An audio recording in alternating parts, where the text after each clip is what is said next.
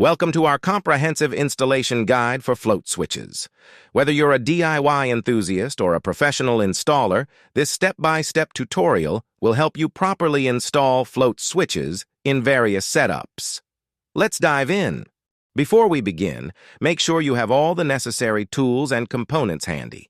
You'll typically need a float switch, mounting hardware, a power source, and appropriate wiring. The first step is to select the right type of float switch for your application.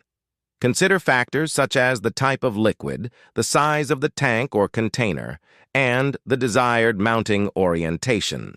Once you've selected the appropriate float switch, it's time to measure and mark the installation area. This step ensures accurate placement and proper functionality. Now let's proceed with the installation of the float switch. Begin by securing the mounting hardware in the marked locations using screws or bolts. Ensure that the hardware is firmly attached to the surface and can support the weight of the float switch. Next, carefully attach the float switch to the mounting hardware, making sure it is positioned correctly according to the marked measurements. With the float switch securely installed, it's time to make the necessary electrical connections. Start by connecting the switch wires to the appropriate terminals on a control panel or relay. Follow the wiring diagram provided with the float switch, ensuring that all connections are secure and properly insulated.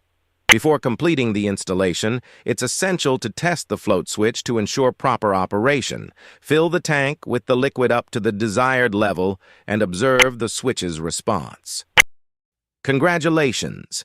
You've successfully installed a float switch in your setup. We hope this installation guide has been helpful. Remember, proper installation is crucial for optimal performance and reliability. Thanks for watching.